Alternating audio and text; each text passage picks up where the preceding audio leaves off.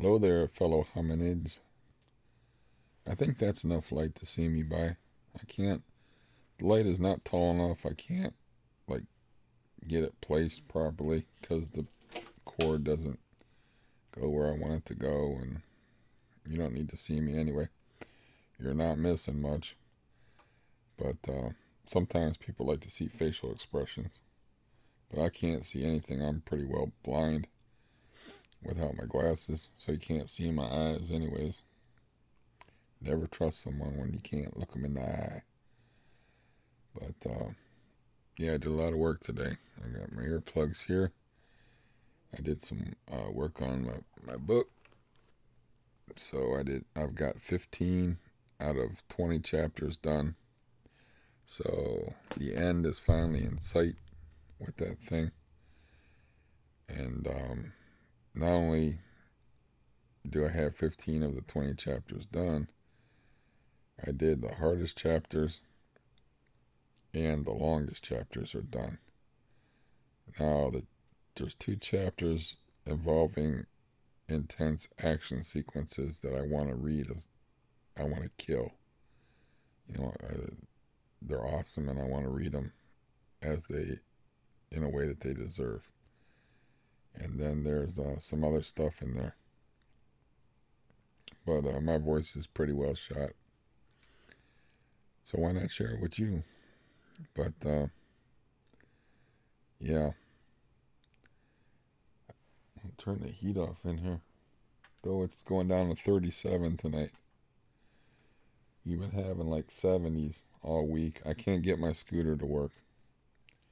I could have enjoyed this week. We've had 70s all week. I could have gotten out of the house, de-stressified myself for this coming week, which I have my Madonna appointment for my leg to go to, which will just make me angry because it will be pointless. And it will be a lot of stress because I don't really like to go into my physical details of my condition because of the hideousness of it, but let's just say I have other things to worry about that other people don't. I took a spill yesterday. It wasn't that bad of a fall, and not exactly sure why, but I spilled a bunch of yams out of a frozen dinner, like little yam cubes, on my weights, my 20-pound dumbbells, and I'm like, you want to clean something up like that when it's fresh, but I was like pissed off, so I was like, I ain't cleaning up shit. Tired. I want to go to bed. I'm apparently exhausted. Can't walk. So this dude in the wheelchair next door has got a wheelchair in the hallway, and he used to look at me. He's kind of like slightly evil, which I don't blame him. I know a bit about his history, but he would look at me like, I got that wheelchair out there if you need it, you know. And like, when I started having my walking troubles, it was almost like, you're gonna find out what my life is like, you son of a bitch. But yeah, I'm actually on fairly good terms with him. He's just got an evil disposition, which I don't blame him for. His Yeah, he told me a bit about himself. I don't know if he would mind me sharing that with you, but he could never play sports. He had like I forget how he described his legs. Like his feet were turned weird. He always had problems with his legs, so he was always like an outcast. And never got to play sports. I at least got to play sports and have fun and have some fond memories to look back on. A lot of bad memories as we've established, but I have some fond ones mixed in there too. And yeah, at least interesting ones were, like getting hit in the head with a rock and nearly beating a kid to death. They're at least interesting memories. Or asking my brother to borrow his gun when I was a kid, like I was in the Old West or something like that. Man, I need a gun. I gotta shoot back.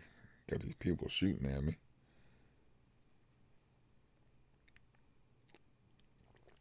But anyways, I got a call from one of the few people that are actually pretty nice to me, with one exception, where they threatened to disown me and just reamed me out randomly on the phone and made me sicker than hell. But other than that, they've been pretty nice to me through my whole benzo thing. But you know, they invited me to Easter dinner, and I said I don't want no family. It's like, I don't want a family. I'll deal with people as individuals, but I don't want a family. And, you know, there was no argument. There was nothing there, but you know, just silence, and then okay, because that person very feisty. I only wish I had half that person's vitality. And let's just say that good things come in small packages.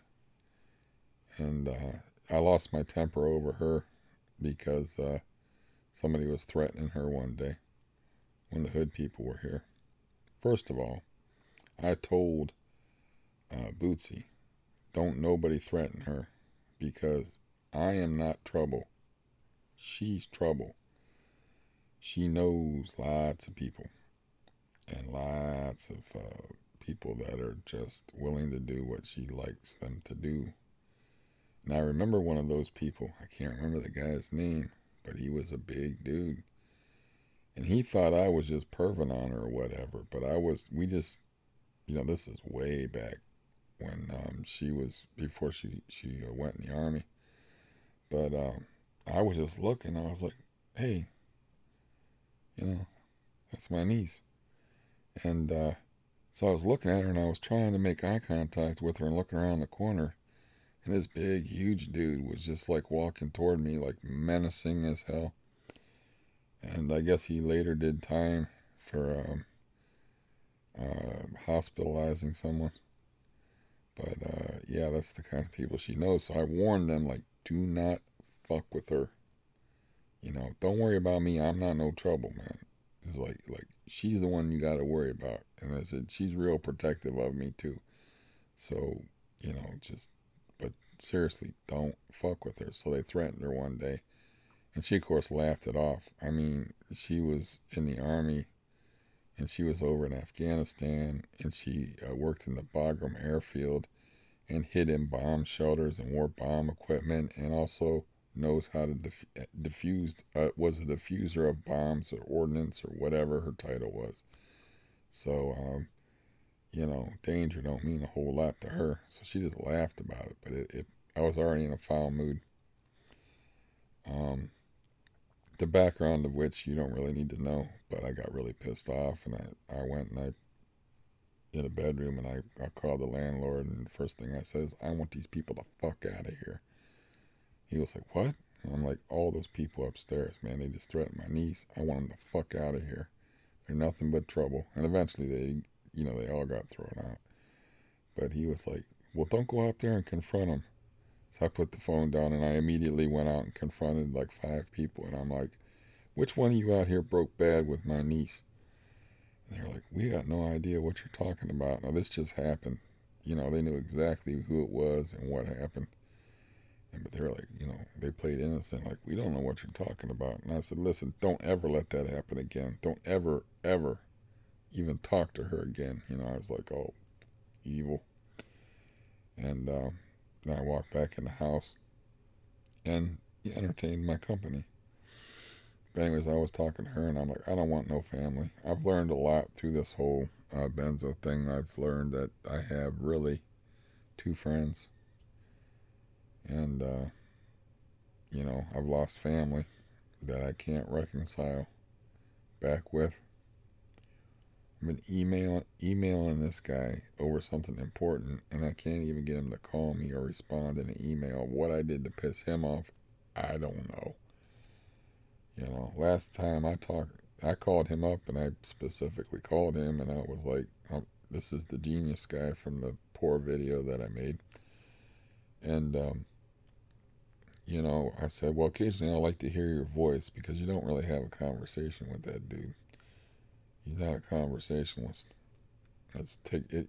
I mean, you got to talk practically about murder to get his attention. And anyways, um, that guy won't answer any of my emails about something important. I'm like, I told him just give me a call. I won't ask you to. I'm not asking you to do anything. I just need you to answer a question. Simple yes or no question. I'm like, then I was just like explaining in emails what I wanted to know, and I'm like getting nothing out of this guy. So I talked to a guy in Florida, and I said, I got two friends. I got you, and I got my cop buddy. I said, that's it. I mean, I like my brother, but he's not really a friend. Um, I don't consider him a friend. I consider him a brother. I have this other brother that I'm the boat guy that is my foster brother. He ain't my friend. And yeah, I really like, man, when you go through a crisis like benzo withdrawal, it really thins out the herd of the people that you can count on and the people that you can't count on. And they always seem to like think that, you know, what's wrong with you? Like, yeah, like what's wrong with me is I'm going through something traumatic. It's like if I had, it's funny because of like if I had the flu or something like that, they would be all concerned and stuff. Instead, I got this thing going on that's threatening my sanity. That's making me feel like I have the flu. It's making me paranoid. It's making me imagine things and causing depersonalization where my body parts are mine and all this shit. But just because it's nothing they have ever experienced before, they can't relate to it. So it's kind of funny because, like, if I said I had the flu, they would show up here with, like, here's some food for you and some chicken soup. And, but yeah, that last video I made was garbage, man. The blood video was good, but that last thing I made, there was some kind of screw up with the microphone and the quality of it, and plus it was just all over the place and boring. So I best not make a long video. I just wanted to. I feel good about what today because even though I barely got out of bed, man, I worked my ass off on that book, and I did a whole bunch of this other book, which is a difficult read. But this book that I got in the mail, Escape from Freedom, I did 55 minutes out of that. That's gonna be a beast though. That's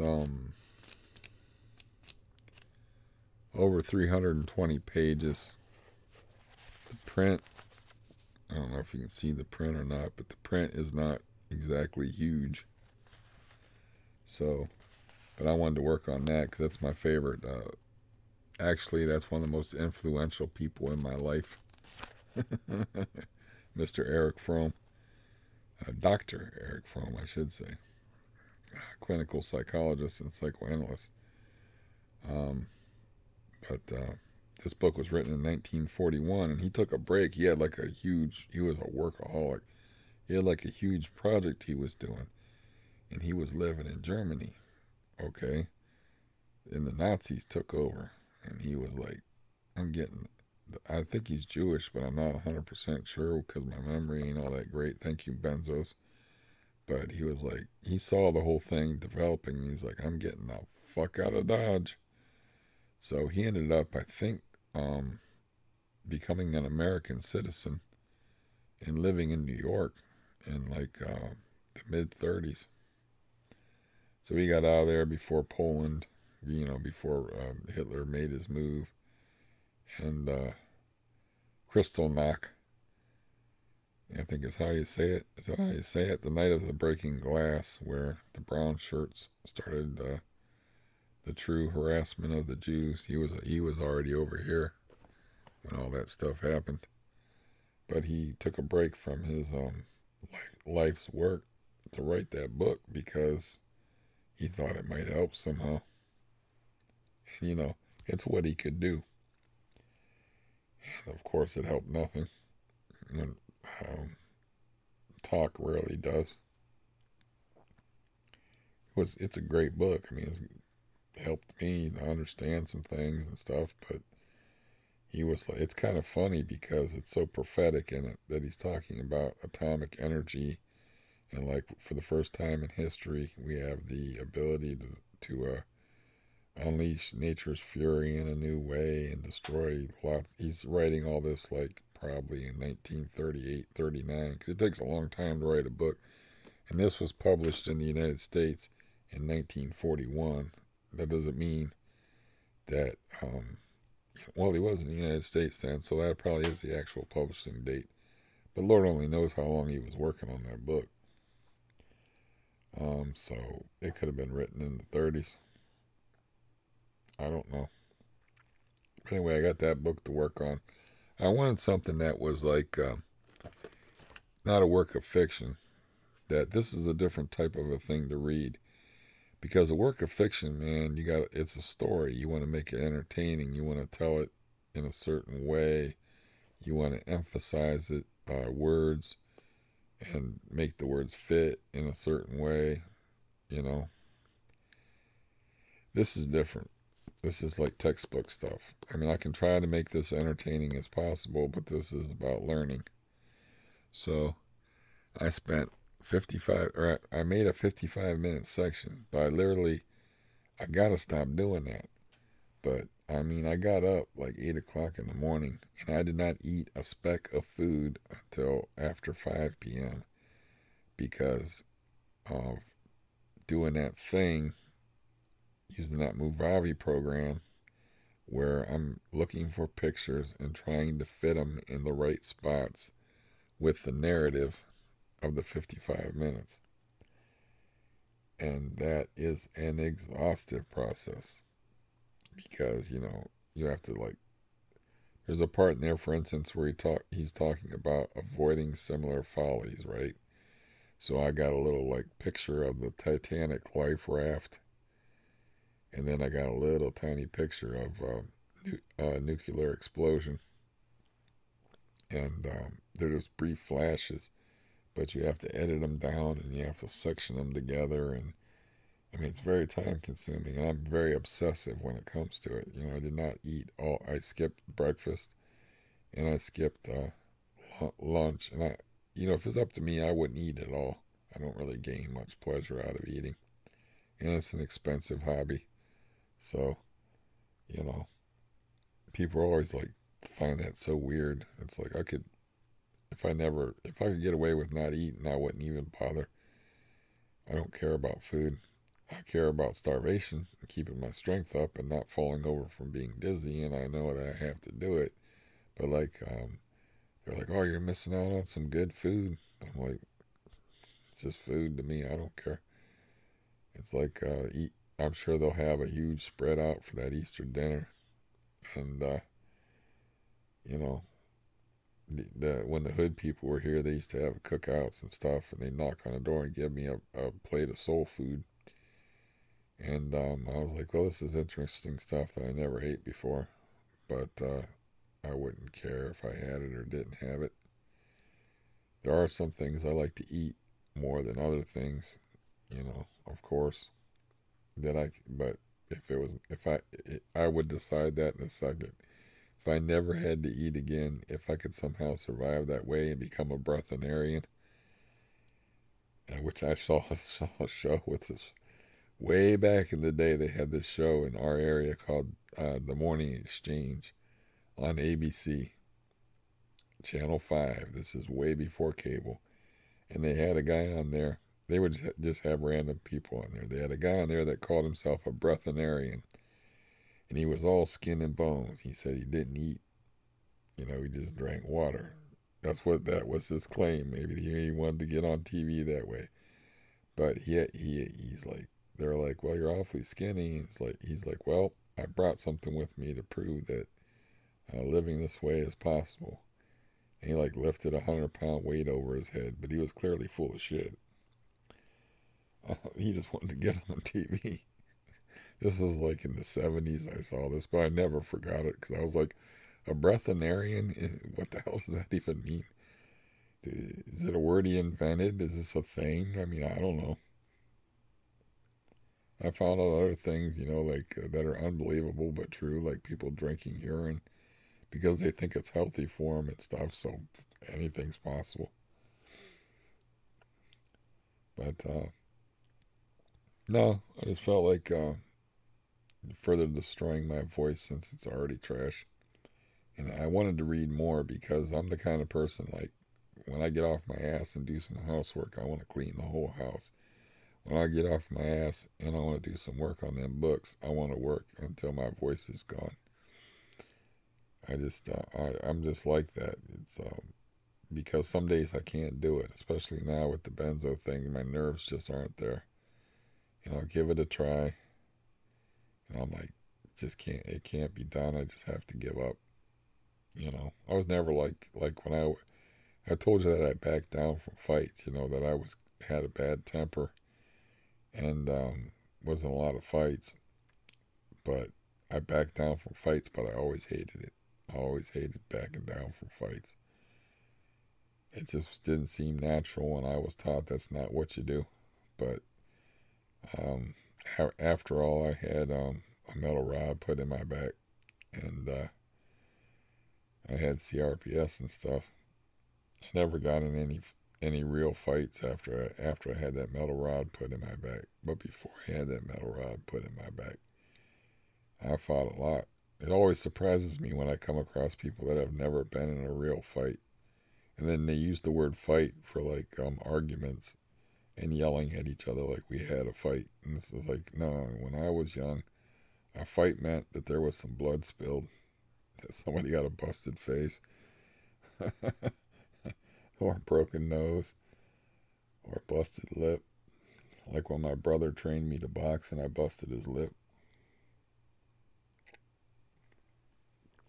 I had to punch up. So I was just a little guy, and he was a big dude. And he taught me how to box, which came in handy later on. But usually when I fought, it was all instinctive animal shit, you know. But I used to.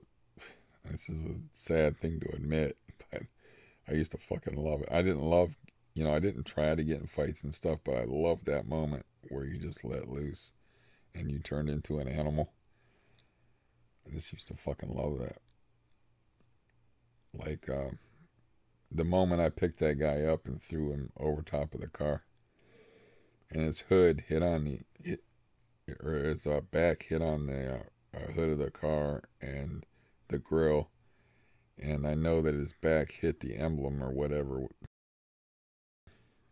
the symbol on the car, and I know that shit hurt. But I love that moment where I was just like, "Well, we're done playing here," or the moment where I just turned into an animal and chased that kid down and pinned his arms down. And yeah, I mean, yeah, being a human being with thoughts and ideas is a burden, and that's one of the few times all the thoughts go out of your head. They say that's not a good way to fight, but that's the only way I would fight. It was all like on instinct. It wasn't like bob and weave and thinking. It wasn't like that. But my instincts were pretty good usually about what to do. But no, I had to stop fighting, of course, because I got racked up.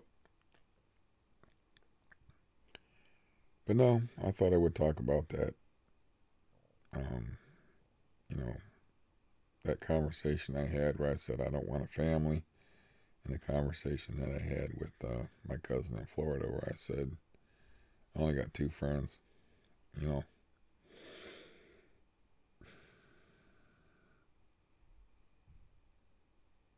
one of them's in Florida, it's alcoholic. I am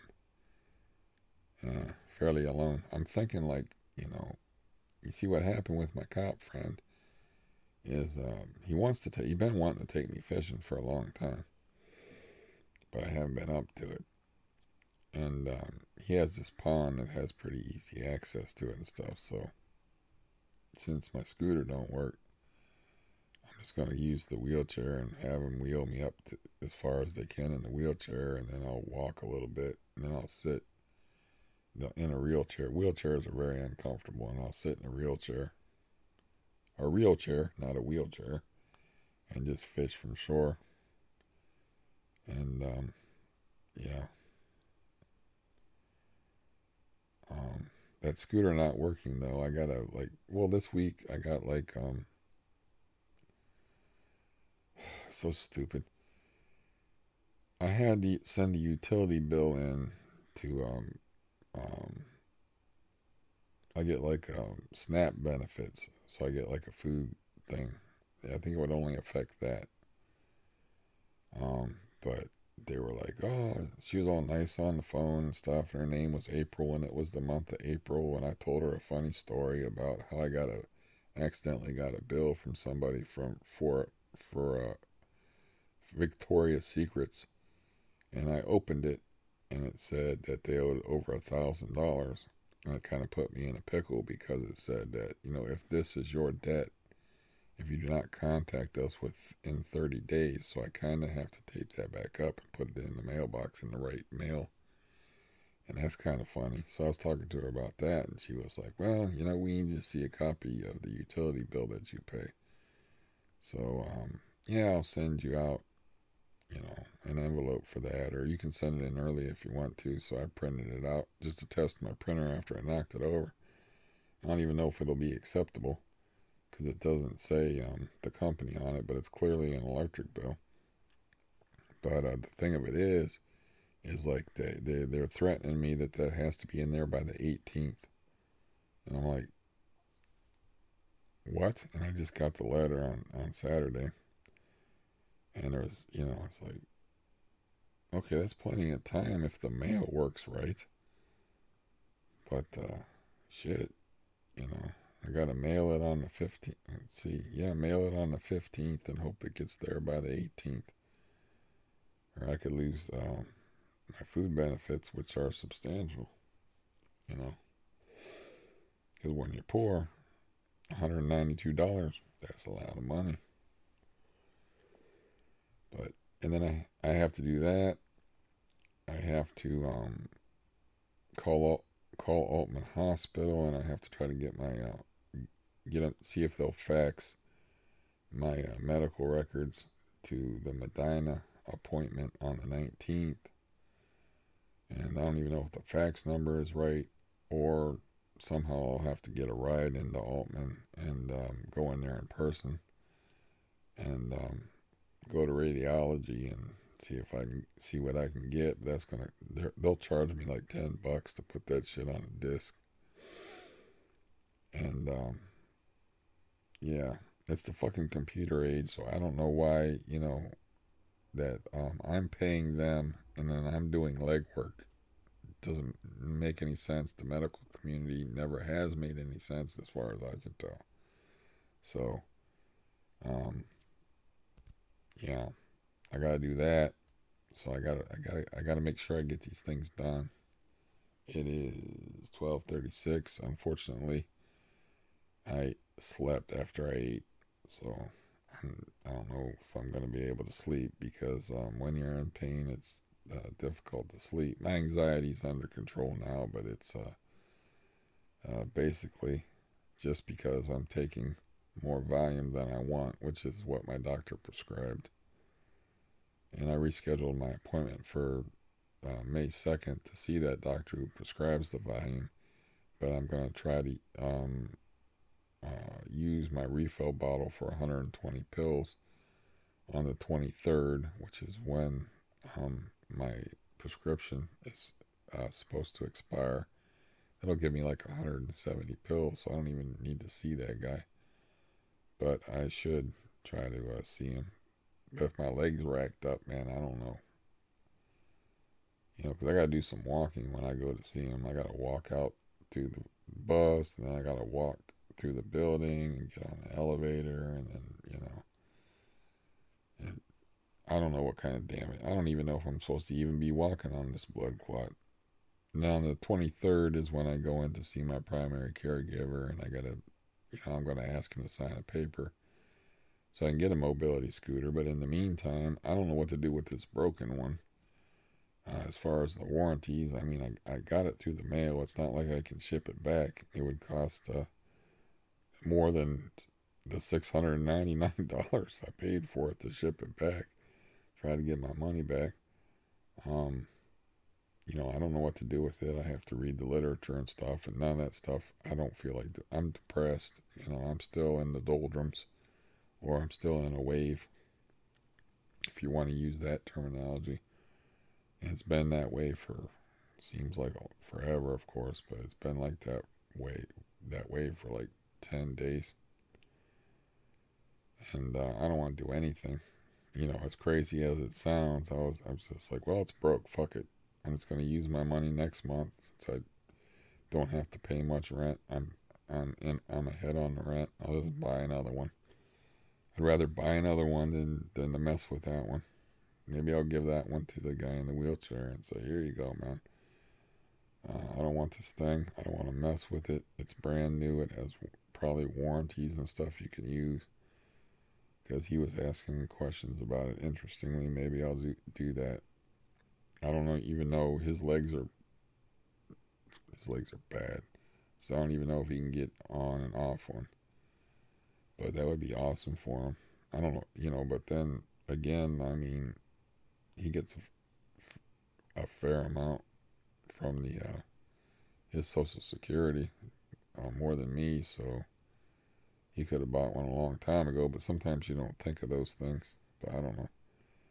But yeah, that's where I'm at. Is like I'm I don't want to put any extra pressure on myself. I just don't want to mess with it. It's like it's broke. It doesn't work. I mean, it's made so literally, it's like an idiot could put it together, and I qualify. Um, so I bent the contacts around to make sure that the battery sat right. I did everything I could with it. That's all you can do. It had two things in the troubleshooting guide: make sure the battery contacts are hitting it, and to make sure your battery's charged. I did both, and it still beep, beep, beep. It still doesn't work. So,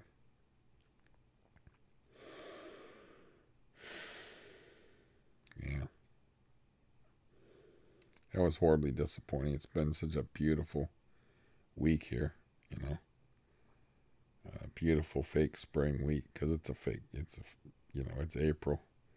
I froze my ass off. This is Northern Ohio. I froze my ass off fishing in May. Where I'm like, please just let me in the car. Just frozen. So, yeah, this is a cold climate. I'm way up north, um, fairly close to Lake Erie. It's a cold, cold climate.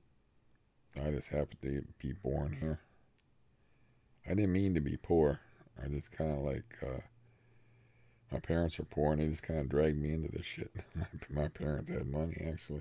My dad had a good job, something called a degasser at Timkins. I was never quite sure what he did, but he ran a degasser, and that was his job, and he got paid buku bucks for it for back in the day. So, before he lost that job, which he lost that job unfairly because they mandatorily retired him after 30 years, and he was like 50, strong as an ox still.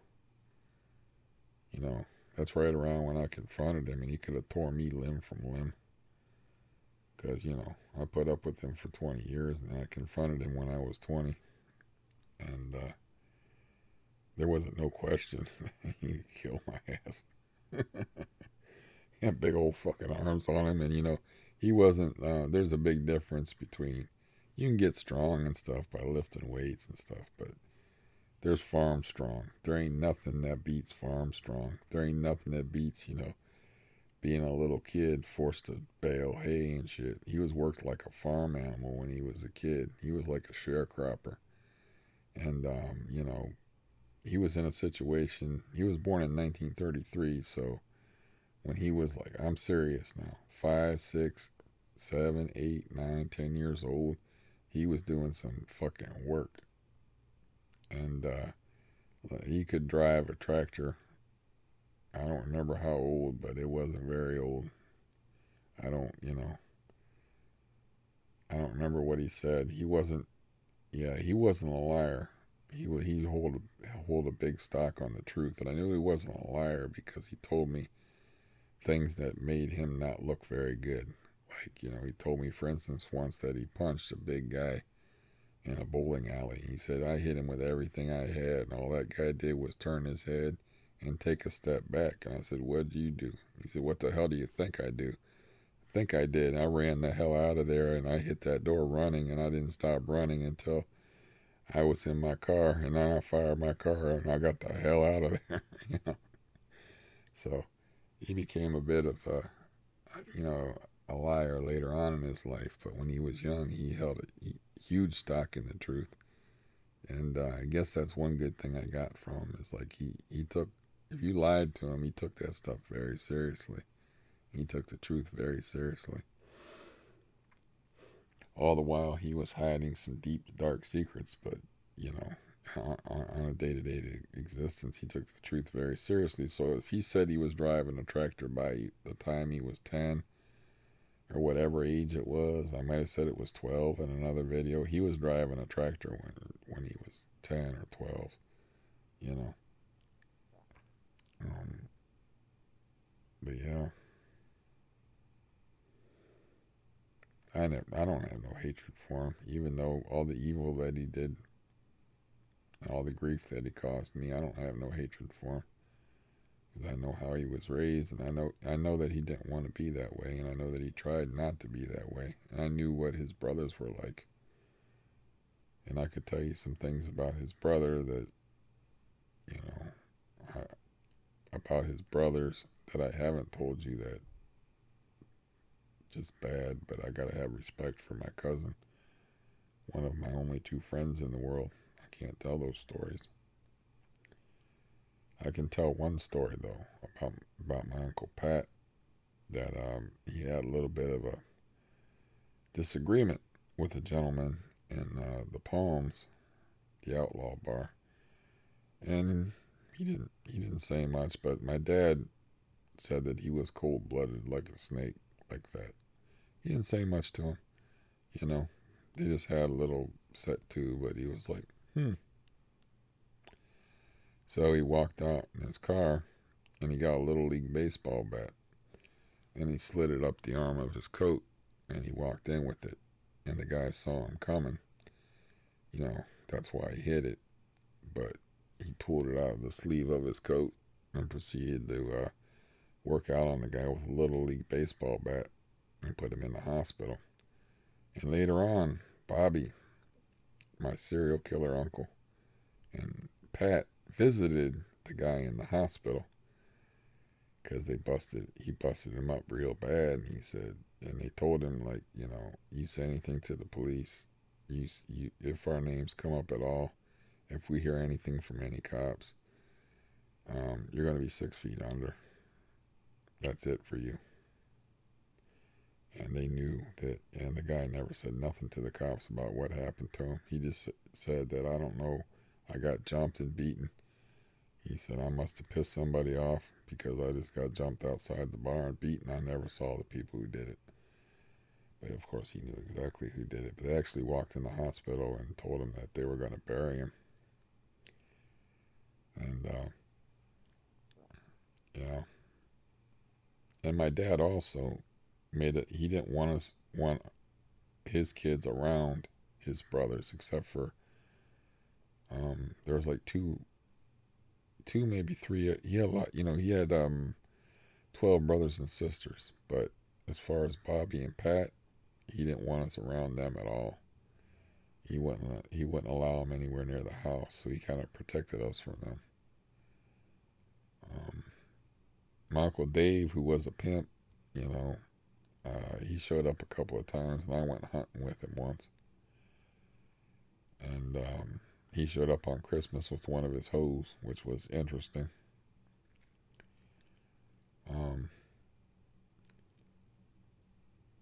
But yeah, those two guys were banned. I never met my Uncle Bobby, the serial killer, but I met Pat when my dad had a heart attack. He showed up. He looked like a refugee from the 70s, man. He had like collared shirt with a big wide collar open, and then the chains and stuff like that.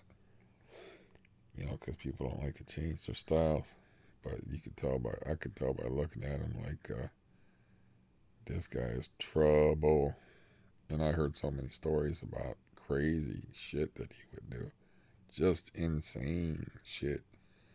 Like, you know, somebody would be eating a meal and he would just reach over, take his fork, take something off of the guy's plate and eat it, and then look at the guy and just like, what are you going to do about it? Kind of shit. Just a stranger just trying to start some shit. Um, oh, that's 40 minutes. I'm just wanting to be sleepy. I got a baseball game I can watch, and I got to take something for my head, and I got to eat. So, you know, hopefully this video didn't suck as bad as the last one where the sound quality was poor. I mean, they can't all be gems. What can I tell you? But I got to be careful. Like, you know, when I do my audiobooks, I have to be careful not to mess with that and try to make a little mini like slideshow movie. Just read the book, put in a few pictures. I'll leave it at that. Don't sit there and listen to it and try to match up parts. You know, because that's just too time consuming. I'll never get done that way. But anyways, yeah. As far as that stuff, I do that for my own satisfaction. Um, and that guy's life in that, well, I don't want to spoiler it, but you'll see, you'll understand if you listen to the book why it appeals to me and why it's one of my favorite books. And why I'm actually bothering trying to read it going through benzo withdrawal when I have no patience. But I'm actually doing it, so hey, you know, thank God for Valium, huh? But I had started it before I had Valium. I mean, it's been an ongoing long project. I figure it'll be about 9 hours, maybe 9 to 10 hours long of me reading, and my throat is hating me.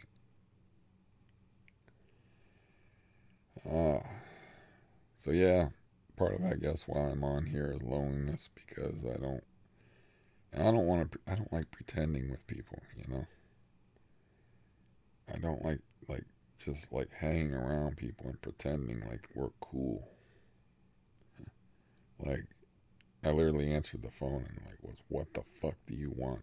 I'm not gonna pretend just to have company that this person isn't playing games and just wanting to talk to me for money.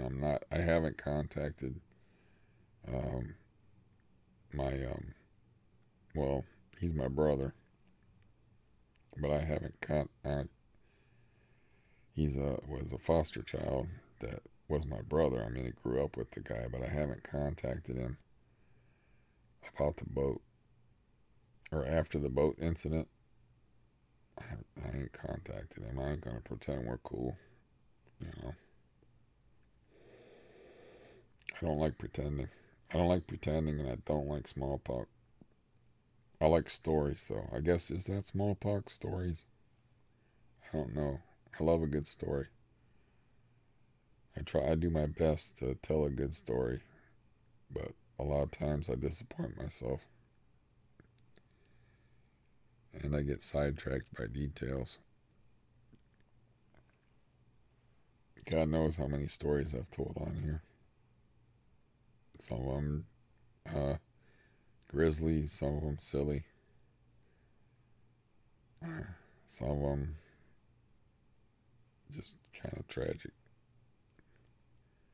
So you get the whole run, the whole deal. I will tell you something though, man. I hated that Pet Sematary movie. You know, the original Pet Sematary movie from way back in the day. The only thing that saved that movie from being a total piece of offal like OFFAL, garbage. I think that's how you pronounce that word, is the performance of Herman Munster, i.e. Fred Gwynn, which he had very few lines in it, but it's like iconic. I mean, South Park used that character like 3, maybe 4 times. It's the only thing that saves the movie from being a total disaster. So, anyways, I watched this bootleg of it yesterday,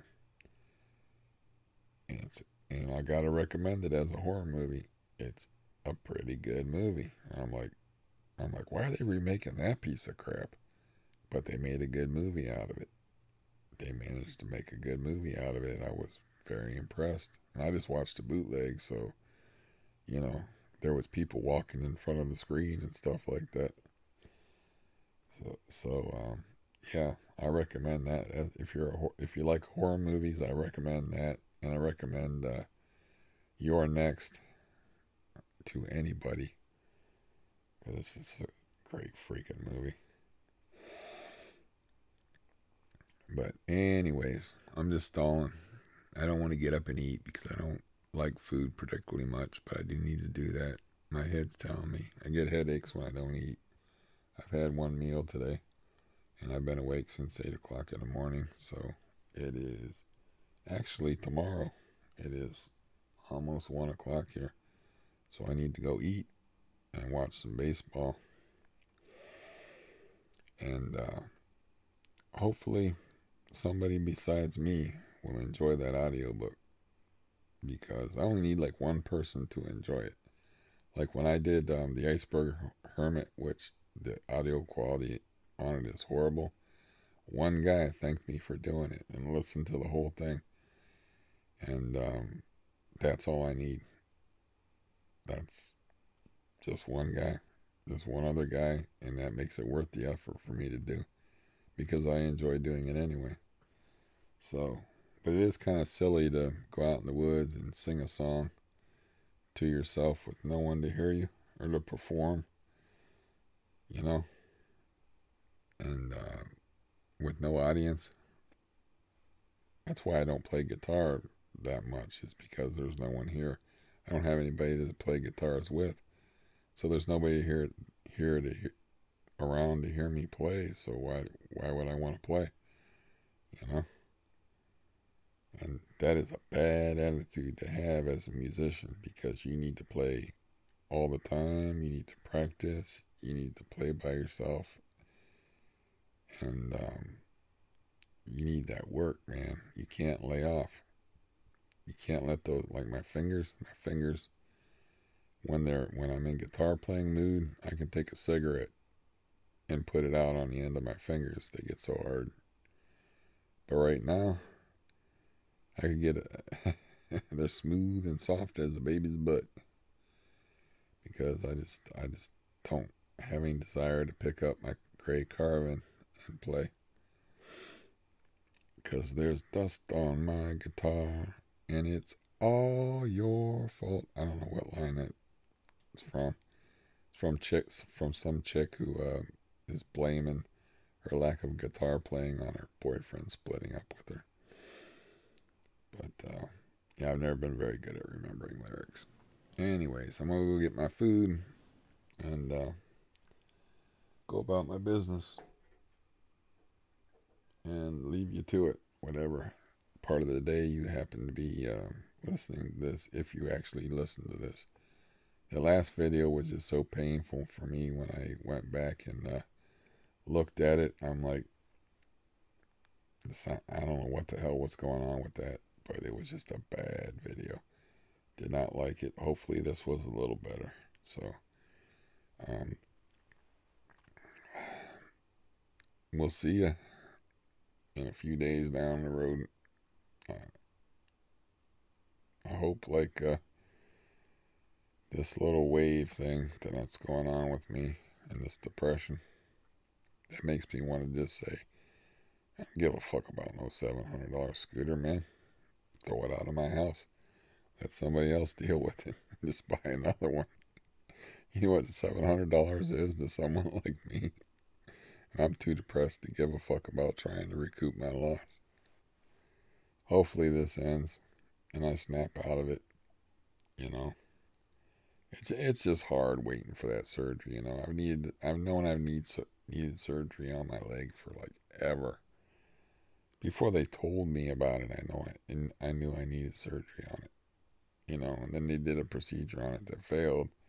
That I was hoping it was more like that's like arthroscopic surgery where they just make big holes in you with they don't use a scalpel, they use a needle, and then they put a tube in there. That's still considered a surgery, I guess. But that failed, and now the scalpel's coming, and I don't know when. So, you know, that's 4 years with a bad leg.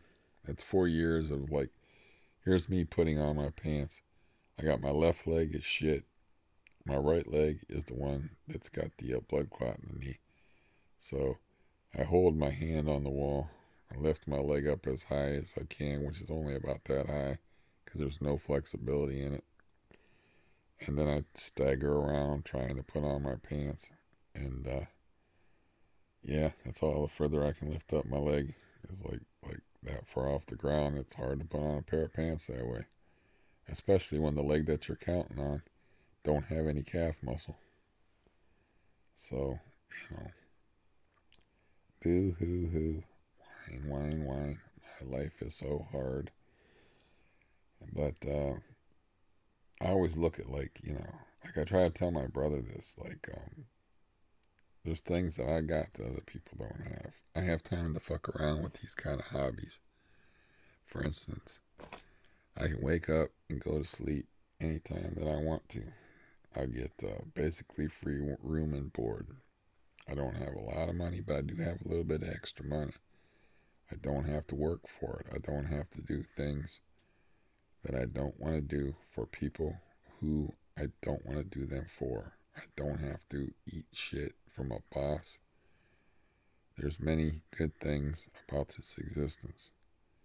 If I was a different type of person, could probably get a mail order bride just off of having an income and a place for them to stay. Or I could get hookers. But I'm not built that way. So, this type of thing, you know, it's like there's a lot of good mixed in with the bad. So, I don't boo hoo hoo and I don't cry about my situation. But this knee thing and the heart thing, they don't mix together too well because I need to do my cardio. I need to get my wind back. This guy writes very long, complicated sentences. I have trouble getting to the end of due to my breath. And I tried doing some cardio with some weights. It's kind of tricky. But now that I'm in a wave and the doldrums and I got no ambition or drive to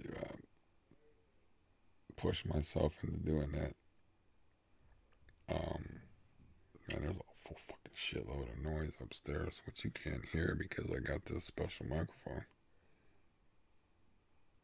But anyways, like I was saying, it's not a good combination to have legs that don't work and a heart that you need to do cardio for.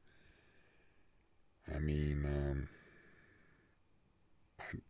maybe I'll talk to my doctor about physical therapy. I don't know. It would be nice to meet some different people. Maybe I'll find somebody that I like, you know, in the real world, the cyber world and the real world. I mean, I got people I talk to on here that I like, but you know, cyber world. This guy used to have this expression. His name was Extent Frodo, but he was a debate guy. Me and him were like semi-enemies. We were straight up enemies at first. Then we became semi-enemies, and then we had respect for each other. But he always used to say the cyber real world is the real. Cyber world is real world, or cyber is real. He had some expression because people would pick on me, and I would not give a fuck. I wouldn't care.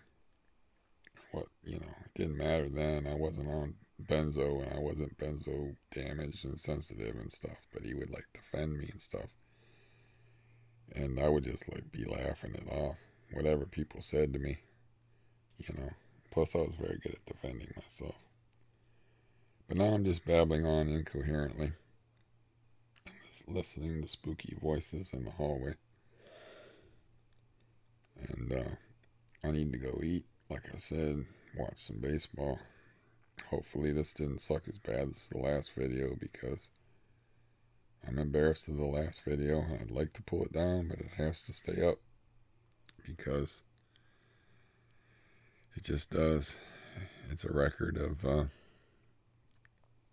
this whole process I'm going through, which I said in another video has changed from just a benzo video to a straight up survivalist thing, where I'm just trying to survive and keep my sanity. And I did have some chest pain today, and I was like, well, I had that numbness in my hand in that last video, and then I had some chest pain today. And I had a little bit of anxiety over it, but it passed, and it could have been anything. I was drinking this kava tea. Maybe the kava tea gave me some sort of indigestion that went up high in there. People, that's the thing that, anybody that would be actually be listening to this, man, is if you don't have heart trouble, don't smoke, don't do anything to get it. Because once you have heart trouble, it changes your life permanently. It changes the way you look at things. It changes the way you react to sensations in your body. It causes you fear that you never thought that you'd ever have. And like today, I don't know what was going on when I had that pain. Maybe it was some kind of warning sign. Maybe that numbness in my hand was just numbness. Or maybe maybe I am flirting with something bad here. I don't know. I know that I need to stop talking. I know, and you all know that I have trouble doing that, so I'm going to do that right now and say goodbye. And I hope you're feeling better than I do right now. And I hope that you're in a big old window, like a big bay window, and not out with me floating on that sea, rocking and rolling on them waves. Bye-bye.